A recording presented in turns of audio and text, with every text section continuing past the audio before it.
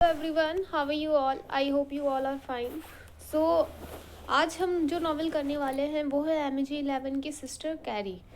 और sister carry novel के जो राइटर हैं वो है थियोडोर ड्रेजर। ये नॉवल को पब्लिश की गई थी 1900 में।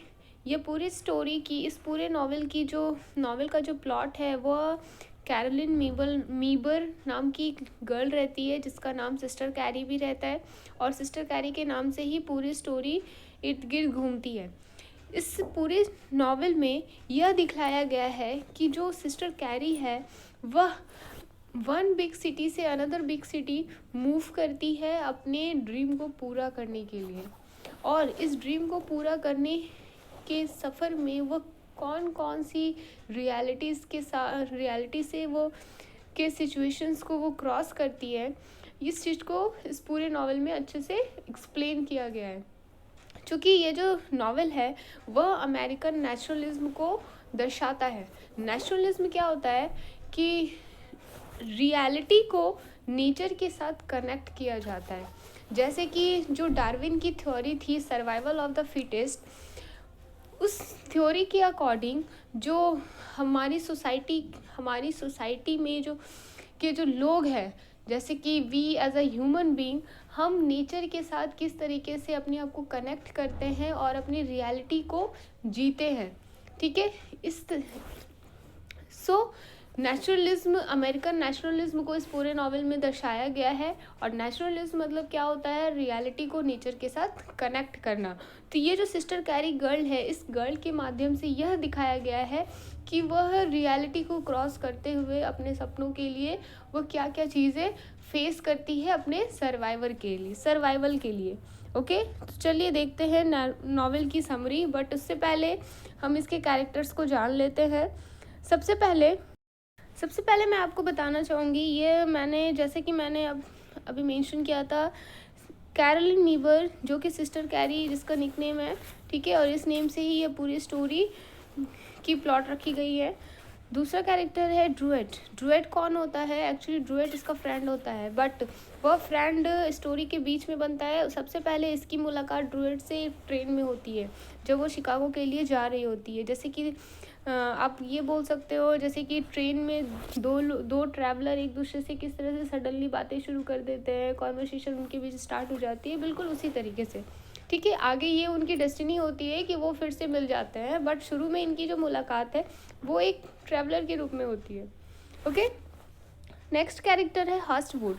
ये हर्स्टवुड कौन होता है? हर्स्टवुड जो है वो सिस्टर कैरी का हस्बैंड बनता है, बट स्टोरी के बीच में ये आपको पता चलेगा कि वो किस तरह से इन दोनों की शादी होती है, तो अभी रहने देते हैं। बट अभी इतना जान लो, ये जो हर्स्टवुड है ये कैरोलिन का हस्बैंड बनता है। अनदर कैरेक्टर है मिनी हैंसन जो कि सिस्टर कैरी की सिस्टर होती है, elder sister. Okay, and Sven Hanson क्या होता है? ये मिनी हैंसन का हस्बैंड होता है। मीन्स सिस्टर कैरी के साथ इसका रिलेशन है, ये इसके जीजू होते हैं। ओके, मिनी हैंसन इसकी एल्डर सिस्टर हुई और स्वैन हैंसन इसके जीजू हुए। तो चलिए अब जानते हैं पूरी स्टोरी की समरी क्या है।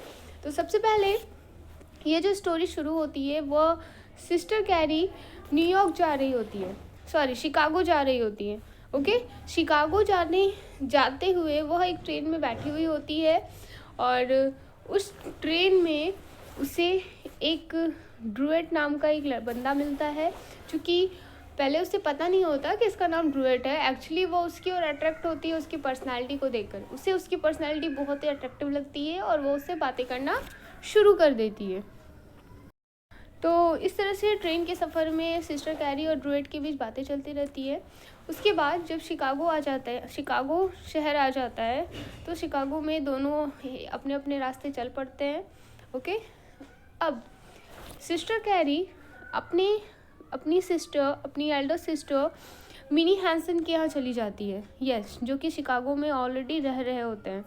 ठीक है, बट ये सिस्टर कैरी का ये मिनी हैंसन और स्वैन हैंसन के हाउस में रहना उसे पसंद नहीं होता। तो वो क्या सोचती है कि वह अब जॉब करेगी और अपने बल पर खुद से सर्वाइव करेगी। ठीक है, ताकि उसे किसी पर डिपेंड ना होना पड़े, और स्वैन हैंसन जो कि उसे पसंद नहीं करता, उसे उसका भी सामना ना करना पड़े। तो अब क्या होता है कि सिस्टर कैरी शिकागो की गलियों में जॉब ढूंढने के लिए निकल पड़ती है, ठीक है। तो जॉब ढूंढते ढूंढते उसे एक शू फैक्ट्री में सिस्टर कैरी को शू फैक्ट्री में जॉब मिल जाती है। बट उस जॉब में उसे सैलरी कम दी जाती है और काम बहुत ज़्यादा करवाया जाता है, वर्कलोड काफ़ी ज़्यादा होता है, जिसकी वजह से वो बीमार रहने लगती है। और बीमार रहने के कारण वह जॉब पे रेगुलर नहीं जा पाती, जिसके कारण उससे उसकी जॉब छीन ली जाती है। ओके, तो पहली जॉब तो उसे मिली बट वो भी चली गई। तो अब वो क्या करती है, जब वो ठीक हो जाती है, पूरी तरह से स्वस्थ हो जाती है, तो वो फिर से अपने लिए दूसरी जॉब ढूंढने के लिए निकल पड़ती है। जब वो दूसरी जॉब ढूंढ रही होती है तो उसी बीच इसकी मुलाकात ड्रूएट से होती है। ओके, तो देखा आपने ड्रूएट से फिर से इसकी मुलाकात कब हुई? पहली जॉब चली जाने के बाद दूसरी जॉब के लिए जब वो इधर उधर भटक रही होती है, तो फिर ड्रूएट से रास्ते में इसकी मुलाकात हो जाती है। उस दिन ड्रूएट और सिस्टर कैरी अच्छे से रेस्टोरेंट में जाते हैं, खाना खाते हैं और दूसरे दिन मिलने का वादा करते हैं। दूसरे दिन फिर से वे मिलते हैं, शॉपिंग करते हैं और अच्छी तरीके से बहुत ही वेल टाइम स्पेंड करते हैं एक दूसरे के साथ। और ड्रूएट के मन में कहीं ना कहीं सिस्टर कैरी के प्रति फीलिंग्स आनी भी शुरू हो जाती है। ओके, अब क्या होता है कि ये जो हस्टवुड है ये ड्रूएट का फ्रेंड होता है और यह ड्रूएट के ज़रिए हस्टवुड सिस्टर कैरी से मिलता है। यस, ड्रूएट एक दिन अपने फ्रेंड हस्टवुड से सिस्टर कैरी को मिलाता है, लेकिन जब सिस्टर कैरी और हस्टवुड एक दूसरे से मिलते हैं तो वो एक दूसरे के प्यार में पागल हो जाते हैं। यस, और ये हस्टवुड तो पूरी तरह से मैडली फॉल इन लव हो जाता है उसके ऊपर, ठीक है। तो अब क्या होता है, इन दोनों का अफेयर शुरू हो जाता है, लेकिन ड्रूएट को पता नहीं होता कि ये दोनों का अफेयर चल रहा है, क्योंकि ये जो हस्टवुड है ना, यह एक बार का मैनेजर होता है और ये ऑलरेडी मैरिड होता है। बट यह इसकी ओर अट्रैक्ट इसलिए भी हो जाती है क्योंकि यह ड्रूएट से काफ़ी रिच भी होता है और साथ ही अट्रैक्टिव भी दिखता है, ठीक है।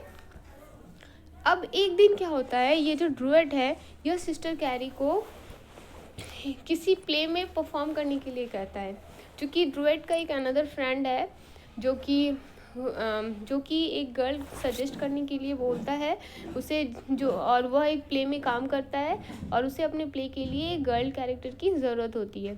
तो ये ड्रूएट जो है वह सिस्टर कैरी के नाम को सजेस्ट करता है, ठीक है। इस तरह से वह सिस्टर कैरी को एक प्ले में परफॉर्म करने का मौका मिलता है और वह अपने एक्टिंग के ज़रिए उस प्ले में परफॉर्म करने के बाद बहुत ही अच्छी एक्ट्रेस बन जाती है, बहुत ही फेमस एक्ट्रेस बन जाती है। अब क्या होता है, ये हस्टवुड की वाइफ होती है जूलिया। यस, हस्टवुड की वाइफ होती है जूलिया। ये जूलिया को जब पता चलता है कि हस्टवुड और सिस्टर कैरी का अफेयर चल रहा है तो वह इसे डाइवोर्स दे देती है। बट दूसरी तरफ ये जो हस्टवुड है वह अपने ही घर में अपने ही बार के अलमीरा से बहुत सारे पैसे लेकर वहाँ से भाग जाता है और साथ ही यह ड्रूएट को यह झूठ बोलता है कि वह न्यूयॉर्क जा रहा है कैरी के साथ किसी मीटिंग को अटेंड करने के लिए।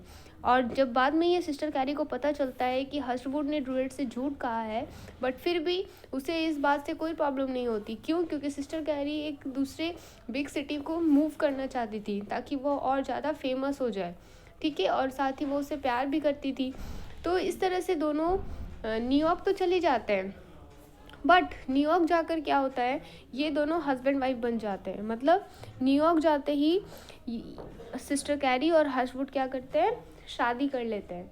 शादी करने के बाद सिस्टर कैरी अपने क्या बोल सकते हो, अपने काम में व्यस्त हो जाती है, बिजी हो जाती है और वो बहुत ही अच्छी एक्ट्रेस के रूप में परफॉर्म कर रही होती है। बट ये हस्टवुड क्या होता है, यह एक बिजनेस शुरू करता है और उस बिजनेस में उसे सक्सेस नहीं मिलती, जिसके कारण उसका बिजनेस पूरी तरह से फ्लॉप हो जाता है, डिक्लाइन हो जाता है और वह मेंटली बिल्कुल पूरी तरह से फाइनेंशियली तो डाउन हो ही जाता है, साथ ही मेंटली भी वह ब्रेक कर जाता है। उसका मेंटल बैलेंस बिल्कुल तरह से ब्रेक कर जाता है। क्यों? क्योंकि जब वो फाइनेंशियली क्राइसिस में डूबता है तो ये सिस्टर कैरी इसे छोड़ देती है। यस, हस्टवुड जब फाइनेंशियली हर्षवुड की लाइफ में जब फाइनेंशियली क्राइसिस आ जाती है तो ये सिस्टर कैरी इसे छोड़ देती है, जिसकी वजह से फाइनेंशियली डाउन होने के साथ साथ वो मेंटल डाउन भी हो जाता है। ठीक है, इस तरह से उसकी सिचुएशन बहुत ही वर्स हो जाती है और यह सुसाइड कर लेता है।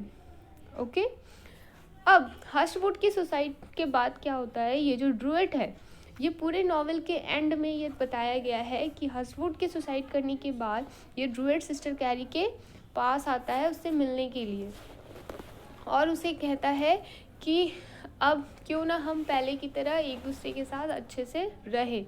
बट ये जो सिस्टर कैरी है ये रिफ्यूज़ कर देती है उसके इस प्रपोज़ल को और कहती है कि नहीं, वह अपनी दुनिया में बहुत खुश है। बट इस नॉवेल के एंड में ये बताया गया है कि सिस्टर कैरी एक अंधेरे कमरे में एक चेयर में अपने घर की विंडो के पास बैठी हुई है और विंडो के बाहर वह देखे जा रही है कुछ, और वो ये सोचती है कि वह अपनी लाइफ में फेमस तो हो चुकी है, सक्सेस भी पा लिया है उसने, अपने सर्वाइवल के लिए उससे जो भी करना था उसने सब कुछ किया, बट वह अंदर से इंटरनली आज भी अपनी लाइफ से सेटिस्फाइड नहीं है।